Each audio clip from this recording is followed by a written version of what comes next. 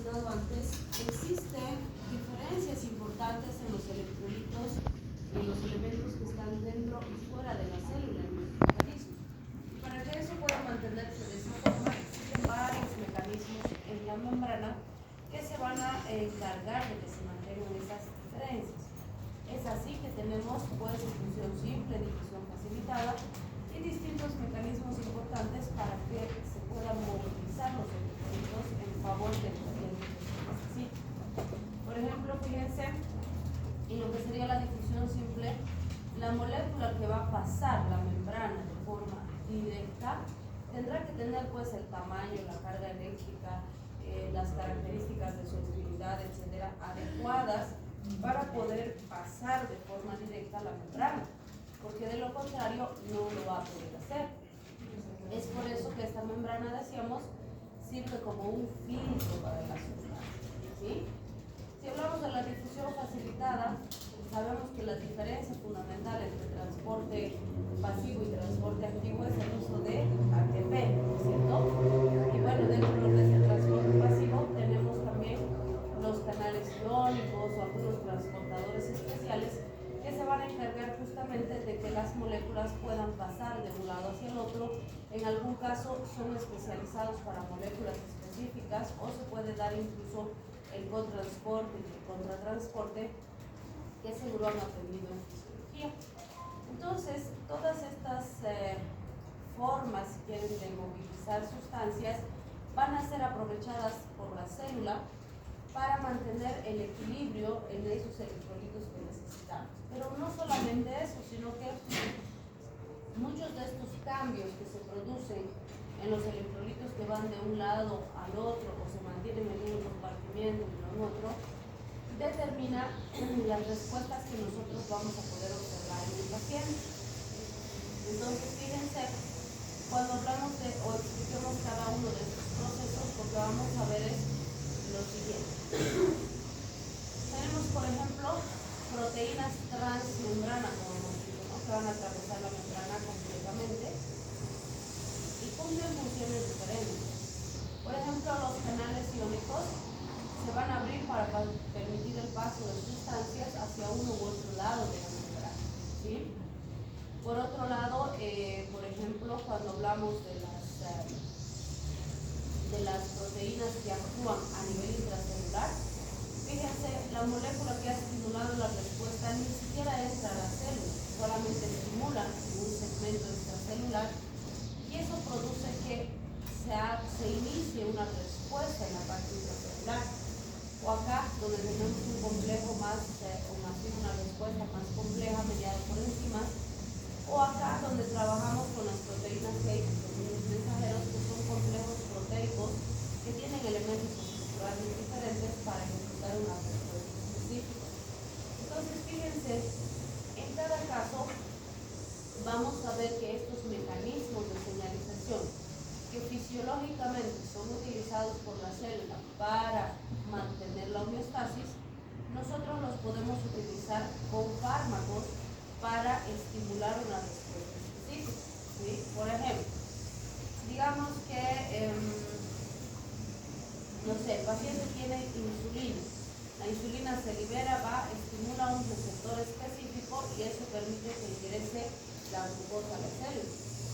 Si yo le doy insulina sintética al paciente, esa insulina va a ir a actuar en el mismo sitio de la insulina endógena, en el mismo receptor, abriendo el mismo canal iónico para que pase la glucosa al mismo lugar que en condiciones normales debería pasar.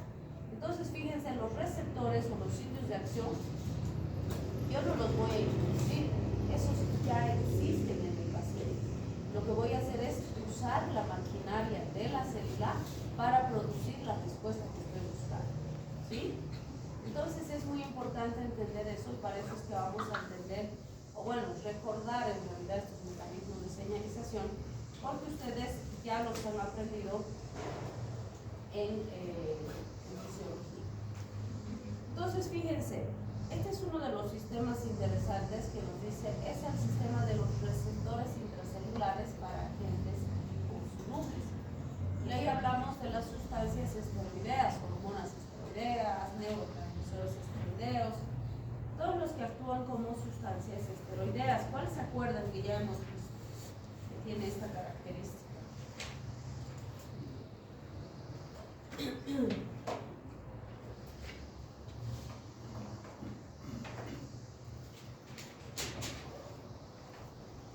¿Se acuerdan o no se acuerdan?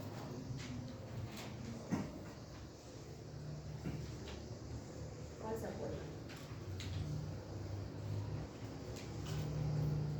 Sin ir lejos, en el anterior tema hemos visto las hormonas tiroideas, que hemos mencionado que actúan como sustancias esteroideas, ¿sí? Hemos visto también el cortisol. En vitaminas, hemos dicho varias vitaminas, ¿no? Que hemos mencionado que actúan como sustancias esteroideas, ¿sí? Entonces, todas esas moléculas van a actuar de esta forma. ¿Qué es lo que ocurre aquí?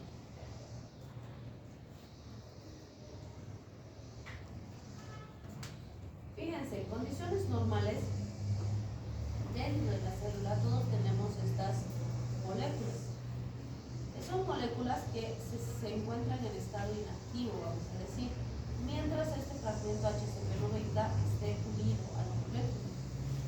Por eso este fragmento HCP90 se conoce como estabilizador, porque mientras está ahí, es como si estuviera con un candadito en la molécula, no está funcionando.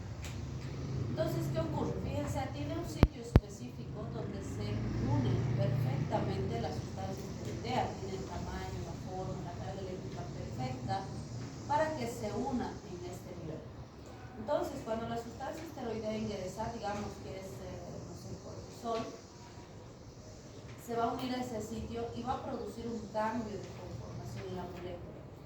¿Qué va a pasar con la molécula? Se va a disociar del fragmento HCP90. Y esa disociación es el estímulo necesario para la activación de esta molécula. Entonces, a partir de ese momento, esta molécula va a empezar a producir otro tipo de respuestas. Y a esto le llamamos normalmente los cambios en la expresión génica. ¿Qué quiere decir eso? Esta sustancia literalmente va a introducir nueva información aquí en las cadenas del material genético y esa nueva información va a determinar una respuesta. Esa nueva información, por ejemplo, podría ser la síntesis de nuevas proteínas, de nuevas enzimas, de nuevos carbohidratos, y esos elementos nuevos que se van a sintetizar son los que van a producir finalmente un efecto, ¿sí? Entonces, fíjense, cuando la sustancia química ha venido y ha ingresado a la célula, todavía no había efecto. ¿Por qué? Porque para el efecto necesita un cambio en la expresión génica y esto va a desencadenar una cascada de otras respuestas que al final, después de que se cambien varias cosas, recién va a aparecer el efecto. Por eso me dice, estas respuestas suelen ser lentas. Lo mínimo que van a tardar es más de 30 minutos, pero pueden tardar horas, pueden tardar días inclusive en presentarse, ¿sí? Y a eso se refiere cuando me dice que va a haber persistencia del efecto, aún en ausencia del estimulante, y una falta de correlación temporal entre la concentración y el efecto. ¿Por qué? Cuando la concentración de fármaco aquí o de sustancia, en este caso del esteroide, es alta, no hay efecto. ¿Por qué? Porque recién se está produciendo el cambio en la expresión génica. Y cuando el efecto es alto, ya no hay sustancia, ya no hay agonista, ¿sí? Porque es un cambio en la expresión génica que tarda en producirse. Y a eso mismo se refiere cuando me dice puede haber efecto sin la sustancia, o sea, puede ser que esto ya se eliminó, ya no existe, ya desapareció y el efecto está ahí, ¿sí? ¿Por qué? Por el mecanismo de acción por el cual se produce la respuesta, ¿sí? Por ejemplo, a ver qué fármaco podemos ver, el metotrexato. El metotrexato es un fármaco que se usa como inmunomodulador en pacientes con psoriasis, con artritis reumatoide, por ejemplo, ¿sí? Pero fíjense, el paciente va a empezar a tomar metotrexato y más o menos a las 3 o 6 semanas de que ha empezado a tomar el fármaco, recién se va a producir la inmunomodulación, ¿sí? Y de la misma forma, cuando el paciente suspende, es decir, cuando deja de tomar, vamos a ver que tardan 3 semanas o 6 semanas en desaparecer los efectos. O sea, también tiene un efecto residual. ¿Por qué? Para que este efecto desaparezca, esto tiene que venir pues en sentido contrario, se tiene que generar otra vez aquí un cambio para que el efecto desaparezca. Entonces, el mismo tiempo que tarde en aparecer, también va a tardar en desaparecer. ¿Sí? Bien. Otro sistema de señalización que vamos a observar es este.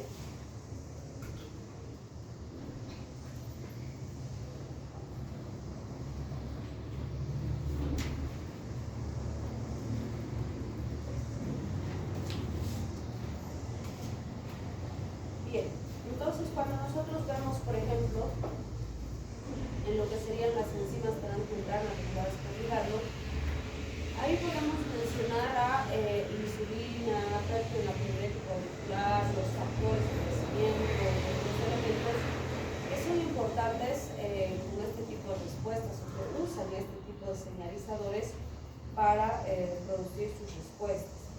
Entonces, fíjense, cuando hablamos de estos, ¿qué tenemos? Proteínas transmembrana. ¿Por qué se llama proteína transmembrana? Porque vamos a ver que atraviesa completamente la bicapa lipídica. Estas proteínas de acá representan la bicapa. Entonces, fíjense, tiene un segmento extracelular, un segmento intracelular y un segmento que está atravesando todo el espesor de la membrana. ¿Qué es lo que va a pasar aquí? Digamos que ingresamos a insulina. La insulina va a venir y se va a fijar al sitio extracelular, que está diseñado con el tamaño, la forma, la carga eléctrica, todo perfecto para que ahí se pueda unir la insulina. Entonces, plan, se va a unir y va a producir un cambio de conformación de la proteína, y ese cambio de conformación va a hacer que estas proteínas se empiecen a unir de 2 en 2 y se van a poner así como tenemos acá en pares. La razón de este pareo es que cada proteína tiene toda la maquinaria para fosforilar, pero no se puede fosforilar a sí misma. Entonces, ¿qué va a pasar?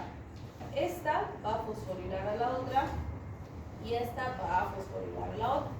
A eso le denominamos fosforilación cruzada, ¿sí? Entonces, esa fosforilación cruzada nos va a permitir activar un mecanismo de respuesta intracelular que puede estar mediado por tirosina sinasa, serina sinasa, guanidina ciclasa, incluso treonina sinasa y demás. Esta respuesta aquí puede ser un cambio de la expresión génica. Entonces va a ser una respuesta lenta, que va a tardar, que tiene todas estas características que hemos mencionado. Pero también esa respuesta podría ser algo más básico, como la apertura de un canal iónico.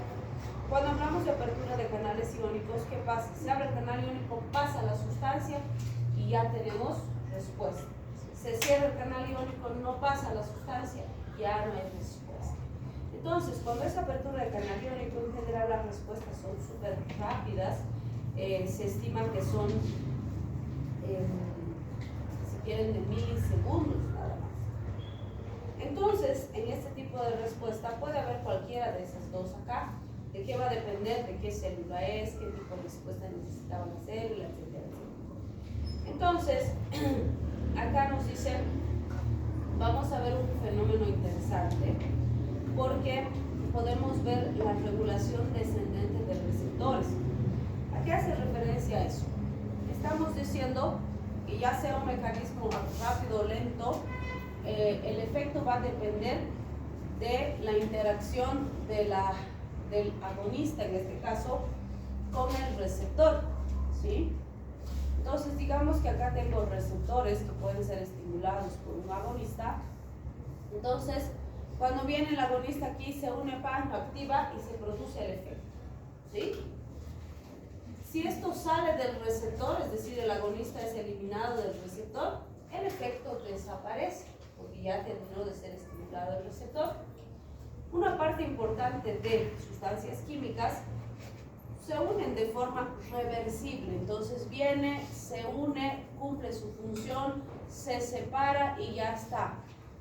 Dejó de cumplir su función y el receptor está listo para volver a ser estimulado, ¿sí? Pero resulta que no todas las sustancias químicas forman enlaces reversibles. Algunas vienen, se unen con enlaces covalentes. ¿Qué característica tiene un enlace covalente? ¿Cuál es su diferencia con un enlace iónico, por ejemplo, o con un enlace de puentes de hidrógeno? ¿Y eso qué significa?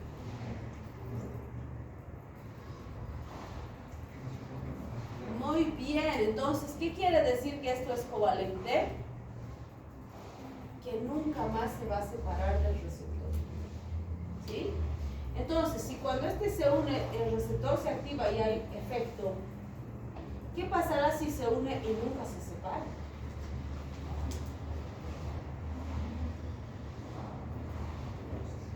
¿Apoptosis? Bueno, del receptor puede ser sí. O sea, si esto se queda ahí permanentemente, el efecto va a seguir. ¿Y eso es compatible con lo fisiológico? No, porque todo efecto tiene que tener finalización. Entonces, cuando se produce este tipo de interacción, ¿qué hace la célula? Fagocita al receptor con la sustancia química. Los introduce dentro de la célula y los destruye a los dos, al receptor y a la sustancia química, ¿sí? Y además expresa un nuevo receptor para reemplazar a ese que hemos perdido, ¿sí?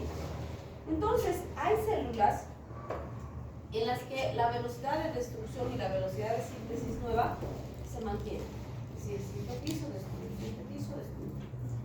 Pero existen otras células donde, por decirles, he fagocitado 3 tengo que destruir, y en el tiempo que destruyo 3, solamente logro sintetizar 1. Entonces, ¿qué ha pasado en ese tiempo?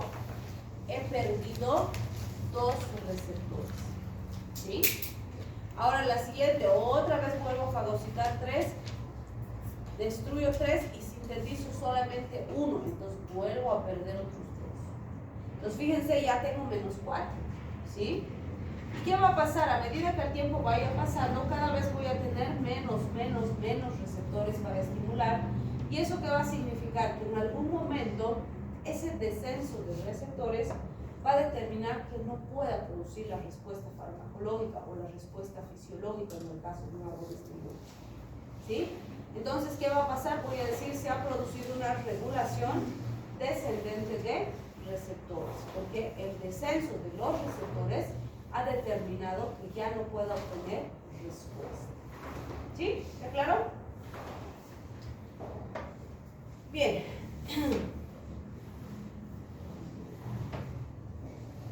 Aquí tenemos receptores de citoquinas. Por ejemplo, este es un mecanismo de señalización muy parecido al anterior. Fíjense, son proteínas transmembrana también. Y este lo utilizan la mayoría de los mediadores inflamatorios, varios ligandos peptídicos, interferones, eritropoyetina, entre otros. ¿Qué es lo que va a ocurrir acá? La diferencia, fíjense, es que aparte de la proteína transmembrana, en el segmento intracelular hay una JAK. Las JAK son conocidas también como llanosinasas o janosinasas.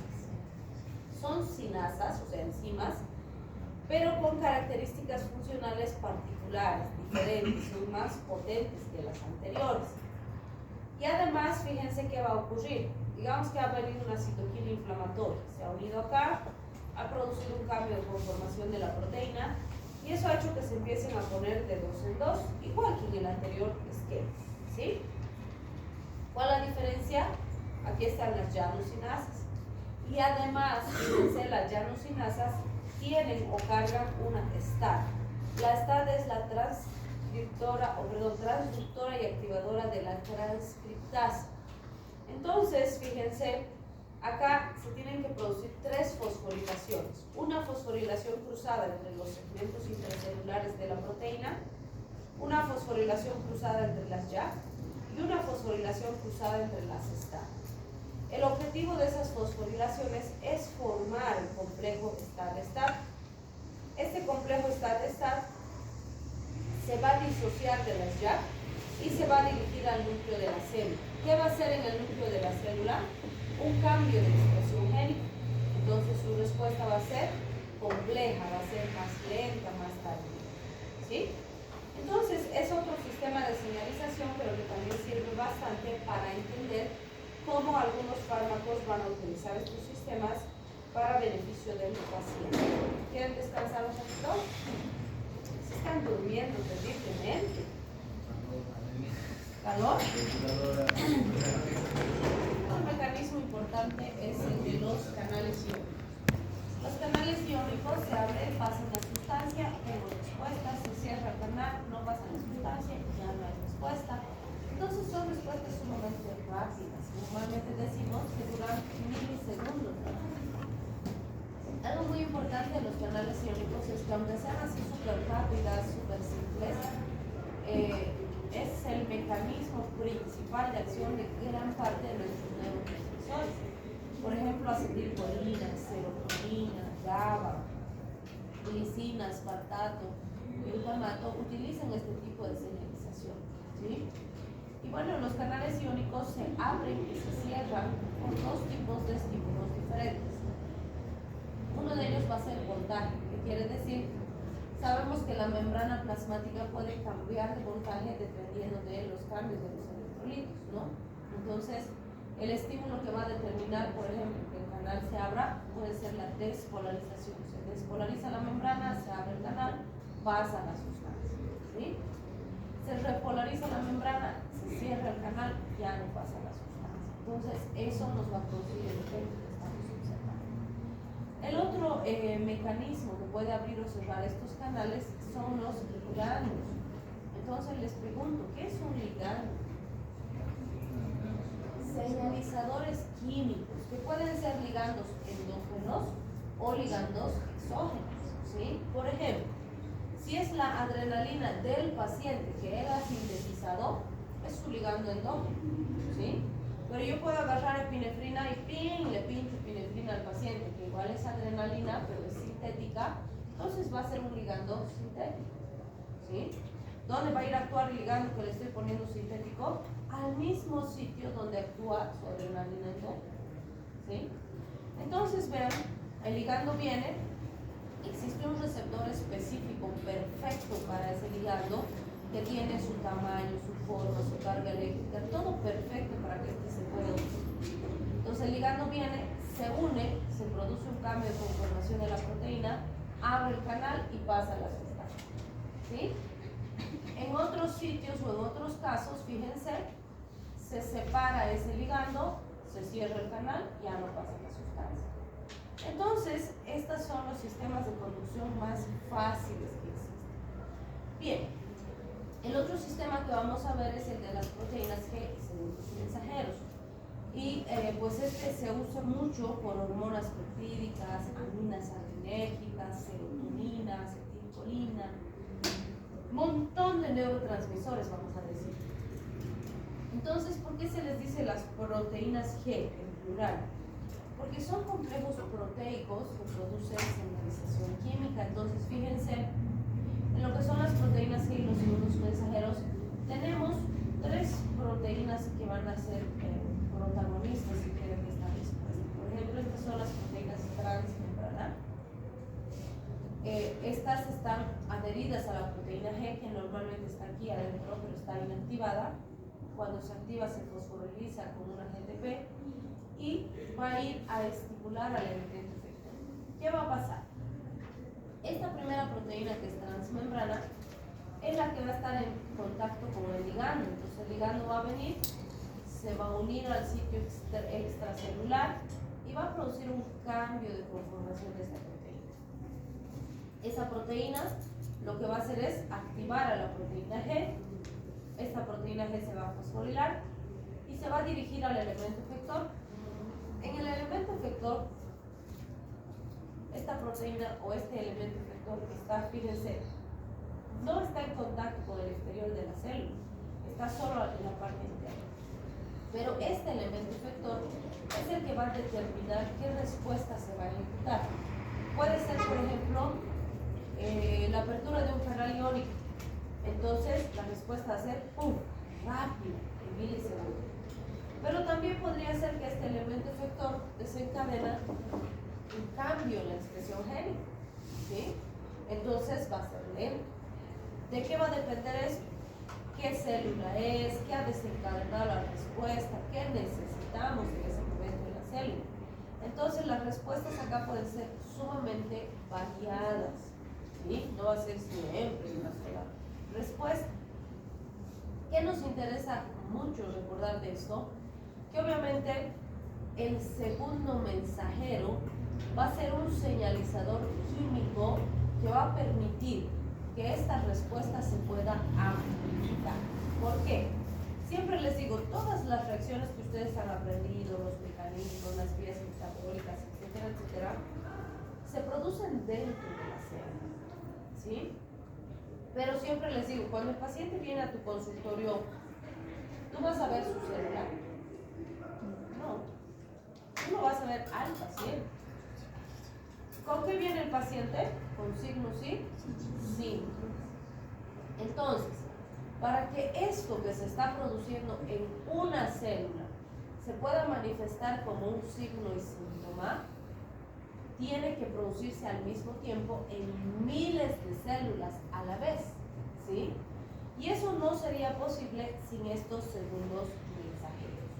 Entonces, el segundo mensajero es el que como dominó agarra y difunde la señal para que se produzca esa respuesta en varios lugares al mismo tiempo, ¿sí? Entonces, dependiendo de qué respuesta produce esto, vamos a tener los distintos fenómenos. Nos dice, puede haber persistencia del efecto en ausencia del agonista, vale decir que aquí ya no tenga agonista y el efecto exista todavía. ¿Cuándo? Cuando se produce un cambio de expresión génica, por lo que ya hemos explicado. Eso mismo me permite explicar el fenómeno del receptor no ocupado. ¿A qué se le llama ese fenómeno? A que el receptor va a estar vacío, pero el efecto va a existir, el efecto va a estar presente, ¿sí? ¿Por qué se debe eso?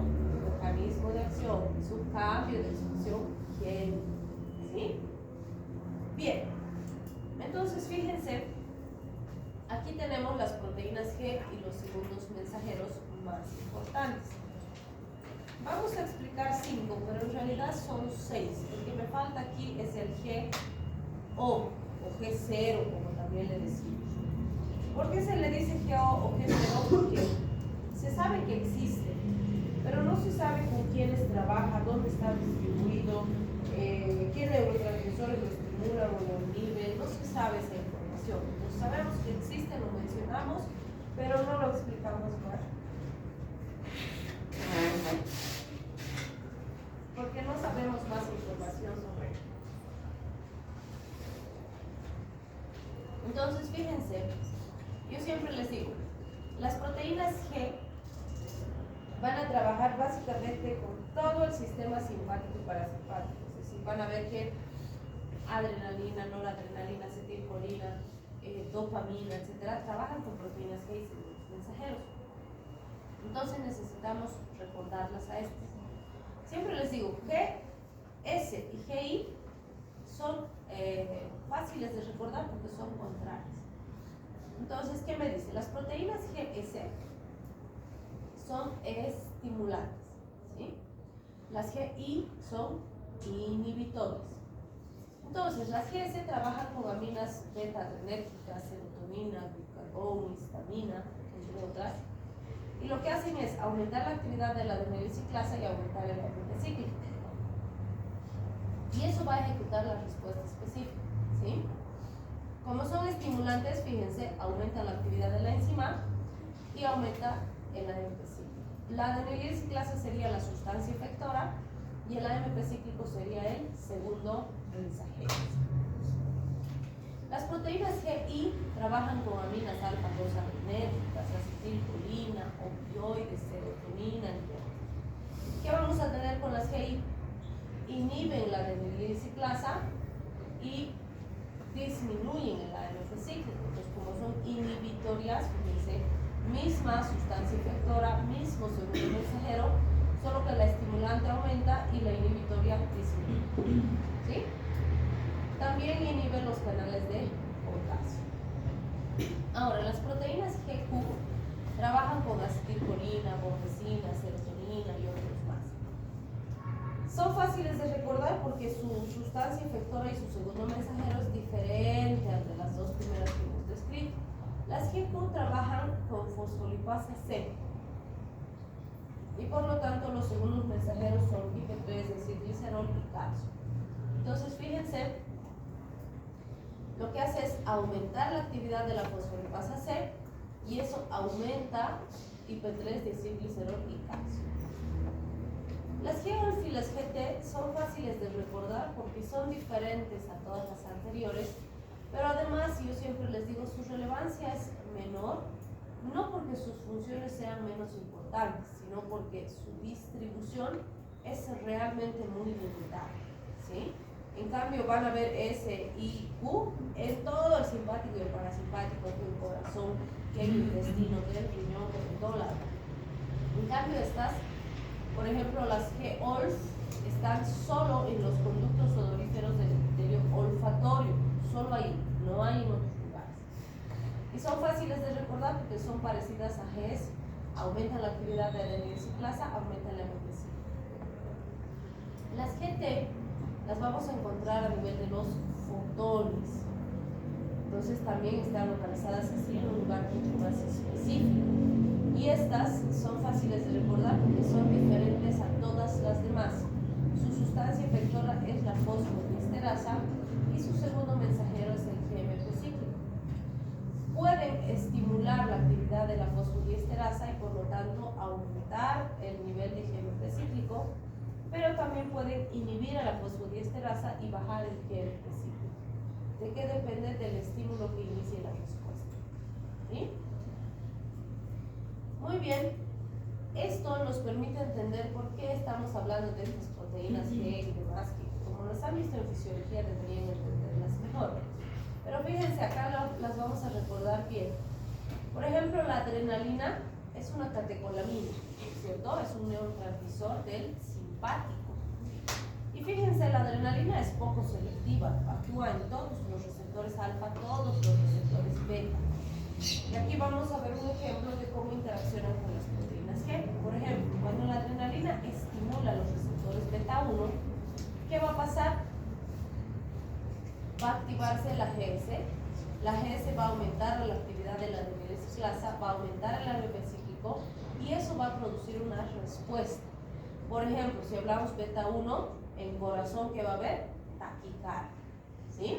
Pero para que yo vea esa taquicardia, que es lo que yo voy a ver en el paciente, se ha tenido que activar todo este sistema químico, ¿sí? La misma adrenalina, fíjense, actuando en los receptores alfa 2, va a actuar con proteína GI. Entonces, ¿qué va a hacer? Disminuir la actividad de la adenosiclasa y disminuir el AMP cíclico, ¿sí? La misma adrenalina también puede actuar en alfa 1 y en alfa 1, fíjense, actúa con GQ. ¿Qué va a hacer con GQ? Va a aumentar la actividad de la fosfolipasa C, el IP3, el diacilglicerol y el calcio, ¿sí? Entonces, fíjense, una sola molécula química está actuando de formas diferentes en cada subtipo de receptor con proteínas G diferentes y por lo tanto segundos mensajeros diferentes. Pero todo esto va a producir en el paciente lo que conozco como respuesta simpática. Bien, entonces fíjense, todos los sistemas simpático, parasimpático, dopaminérgico, nicotínico, muscarínico, etc., trabajan con este tipo de señalización en nuestro organismo. Y algo que tenemos que entender es que son complementarios, aunque sean contrarios, son complementarios. Por ejemplo, si ahorita yo agarro y les hago hacer ejercicio y saltar y hacer sentadillas, correr, bajar las gradas, volver a subir, etc., ¿qué va a pasar con su organismo? Se va a activar su sistema, ¿no es cierto? va a haber taquicardia, van a respirar más rápido, y van a haber elementos que determinen una aceleración de los parámetros para responder a esa situación de estrés que les estoy generando, ¿sí? Pero no están enfermos, ¿sí? Pero ¿qué pasaría, por ejemplo, si ya pues los agarro, los hago sentar para que descansen, pero si el simpático sigue activando, sigue la taquicardia, les puede dar un paro cardíaco, ¿no? O si entonces pues, se exacerba el sistema nervioso y demás, se puede desmovilizar. Entonces vean, cuando el simpático se exacerba, ¿quién lo controla? El parasimpático, ¿sí? Ahora que ya te has sentado y ya no estás corriendo, el parasimpático se va a activar para empezar a descender los parámetros, que baje la frecuencia, que se regule la respiración, etc. Entonces vean, cada uno de esos elementos tiene un objetivo, y su objetivo es mantenernos en homeostasis, que siempre les digo, es una homeostasis dinámica, no es estática, porque nosotros no somos máquinas, no estamos todo el tiempo en la misma forma, sube, baja, aumenta, disminuye, dependiendo de nuestras necesidades, ¿sí? Bien, con eso habríamos terminado entonces